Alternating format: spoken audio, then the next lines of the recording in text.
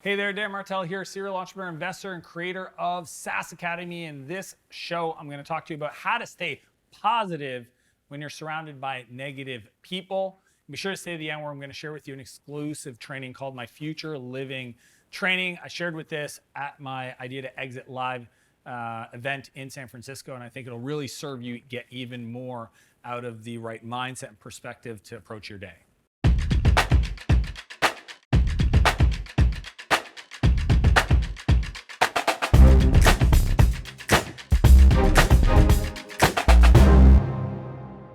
So I often get asked by friends and family members and a lot of entrepreneurs online about how do I deal with the negativity and the frustration of people around you when you're trying to just express your dreams, your goals, your excitement for the future, and you always feel like they're the quickest to shoot them down and be critical about the ideas and tell you what's missing or what's not going to work. And just how do you get that feedback and deal with those people and still approach your day feeling driven, excited, and passionate about what you're building? You know, one of the best analogies I got from my buddy Jesse was the concept of the tugboat versus the lighthouse, okay? And essentially the way you got to think about it is both of those have the same function, the same outcome, you know, to get the ship into shore safely. But you think about it, you know, the tugboat, it goes out there and the ship's coming in and it's pushing against the ship and it's moving it in the right direction, and the ship might be off course and it comes around and hits it from the other side, and it keeps guiding that ship with a lot of energy and bumps and frustrations into the direction to the point where the ship finally gets to the port, to its destination. And on the, you know, the alternative side, you've got the lighthouse that just sits there on the shore to help guide the ship to safe passage if it's choosing to go into port to avoid hitting the rocks and the cliffs. And both of them act in the same way, a beacon of direction, except one takes a lot of energy, the tugboat, and the other one takes no energy. And if anything, allows you to get even more out of the act of just shining our light. And I believe that too often when we have negative people in our lives, a lot of the reason they even get the opportunity to voice that opinion is because you're trying to shine your light, you're trying to play tugboat with them and try to convince them that there's a different approach. And what I would suggest is do the opposite, which is lighthouse is just be the light, shine your light, be the example. And if that person at some point in the future wants to get your support, then they will. Here's the crazy part from my life and experience is even though I grew up in an environment that was really challenging, if you don't know my story, you know, I grew up in group homes, foster homes, crisis centers, ended up in jail twice by the age of 17. And today, when people look at my life, the life I've created for myself and the freedom that I have and the business success, you know, I haven't built and sold, you know, I've started 5 companies, I've exited the last 3, I became a multimillionaire at 27. And I'm not sharing any of that to brag. I'm just sharing to give you context for what's possible from literally group home, foster home at 17 to 27, financially independent and really super grateful for having incredible people show up in my life. But the even coolest part of all this is looking at my family. My brother, who's one of the top entrepreneurs in Canada, he won an award, he's a home builder.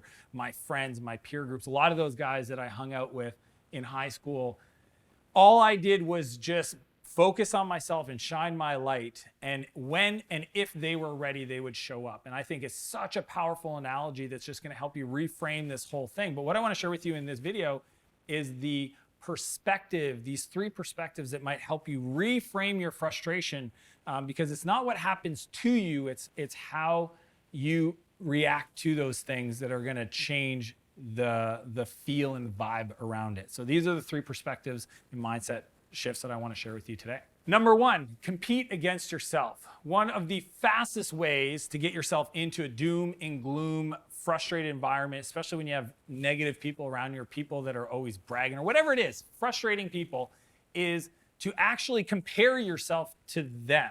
Okay, so what I want you to not do, write this down, do not compare your behind the scenes to somebody else's highlight reels.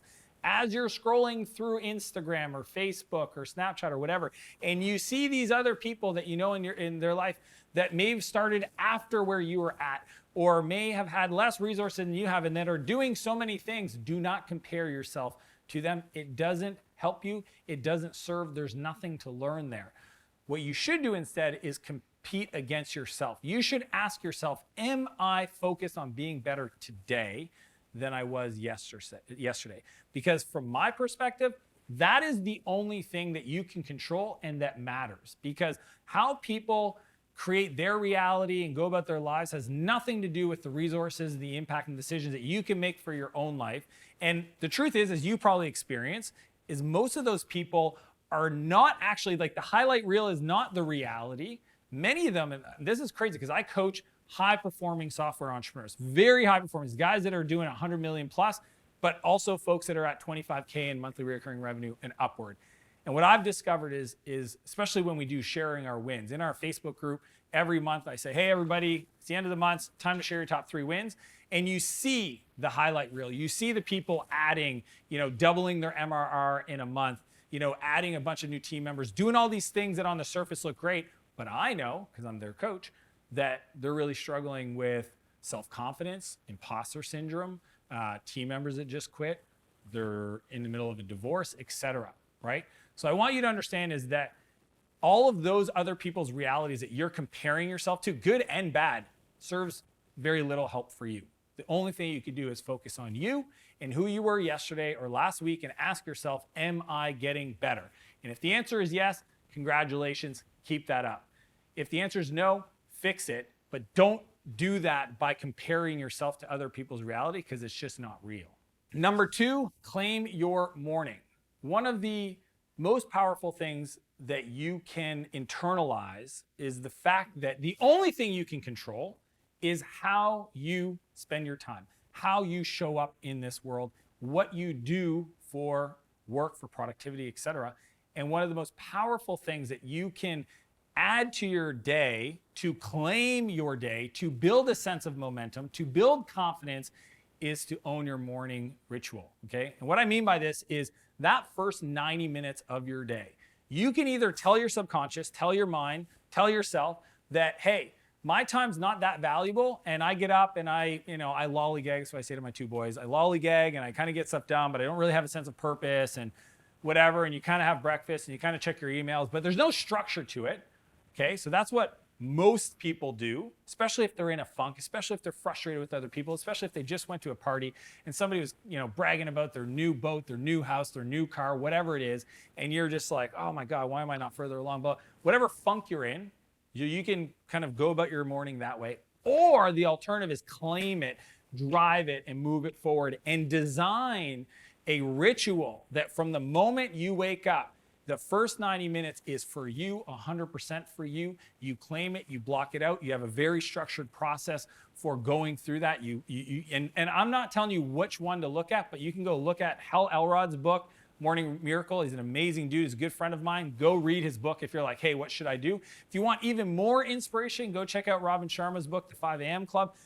Whatever it is for you, and I'm not saying you have to get up at 5 a.m., even though I get up way earlier than that, you want to understand that how you approach that morning will set up so much for the day. It will set up your confidence. It will set up the momentum. It will set up the progress, okay? Because what I've discovered is that first 90 minutes, that's where the magic happens, okay? And if you're frustrated because other people in your life are being negative, etc., you just got to do something that they will never do. To know in the back of your mind that you're capable of way more, regardless of what they say. Doesn't matter if it's your parents, your uncle, your best friend, that you get up and you have a structured morning. You have output. You have real production, and that you've designed that and you're holding yourself accountable, because that's the key. You've made a commitment to yourself and you're holding yourself accountable. And when you do that, everything else changes. All of a sudden, now you know that, hey, I'm willing to do things that other people won't to live a life that they could never live.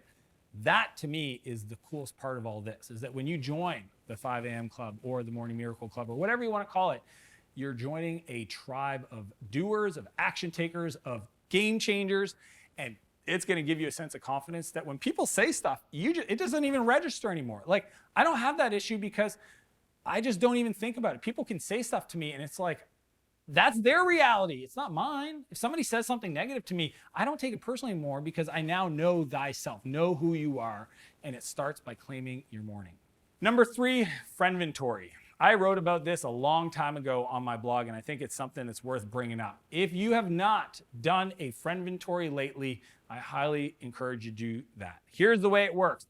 You make a list of everybody you interacted with in the last 60 days, okay? People that you spent the most time with, from your best friends to your gym friend to your blah, blah, blah. You make a list of everybody, and then make a list of characteristics that you know is required for you to succeed, okay, in regards to your health, wealth, financials, business, fatherhood, like whatever it is, those characteristics that you know that you need to succeed. And then ask yourself, do those people have those characteristics? Do those people inspire you to live that way? And if you can't circle anybody on there out of those different facets, okay, then you need to do a friendventory. You need to free up some people. Now, look, I'm not saying that you cut them out of your life. I think that's what people, they misunderstand when I say this. I'm not saying you say to them, hey, F off, I don't want to talk to you ever again. All I'm saying is that next time that person texts you and says, hey, do you want to hang out on Friday night? You say, hey man, I'm busy. Appreciate the invite. That's all you say. Next time your mother reaches out and says, hey, do you want to do dinner on Sunday? You say, hey, appreciate the invite, but I'm already committed. And you just start giving yourself some space to fill that with new people. Maybe you reach out to their running club. Maybe you reach out to the local entrepreneurship group. Maybe you reach out to a volunteer program where you can mentor another kid. Whatever it is you need more in your life, try to start recruiting those people. Maybe you need to go find some mentors. I've got a ton of videos on my YouTube channel around finding mentors and connecting with mentors. Maybe you need to do that and start adding those people to your list of your relationships. Because what I've discovered is that it's way easier to avoid the dragon than to slay it. What do I mean by that? Look, if I have to be around somebody's negative because they're family members and it's the holidays, that's one thing. But if I know that that's the way they are, and I'm not here to change their life, I'm a lighthouse, okay? I'm going to keep my space. It's easier for me to avoid them to then have to overcome them. And I don't want to introduce that negativity or that energy into my life, so I just keep my distance. Even if I'm at a party or somebody's coming into my space, I may just walk away and go talk to somebody else. I might go and play with the kids. I might go and read my Kindle. Whatever it is, you can decide what to do with your time. And you don't have to make a big show about it. You don't have to be all dramatic about it. You just make that decision and you know you made it. And that's how you get more positivity, less negativity into your life. So 3 quick mindset perspective tweaks to stay motivated when you're surrounded by negativity. Number 1, compete against yourself. Don't compare. Number 2, claim your morning. And number 3, go through a friendventory. So as I mentioned at the beginning, I want to share with you an exclusive training called Future Living. It's something I taught in San Francisco at my Idea to Exit Live 3-day seminar. And it is one of the most powerful things that I see all top performers, literally, you name me that person from Steve Jobs to Gary Vaynerchuk to whoever, and I will show you somebody that lives in the future. Now, if you want to understand how to do that, click the link below to get access to that training, but it will give you the right mindset, the framework, the thinking patterns to create that world for yourself so that it's really hard to get into any negative thoughts because you're not even living in that space. So the link's below. You can click that to get access. If you like this video, be sure to softly tap the like button. Feel free to share this with anybody that you care about that you think that it could serve. And as per usual, I want to challenge you to live a bigger life and a bigger business, and I'll see you next Monday.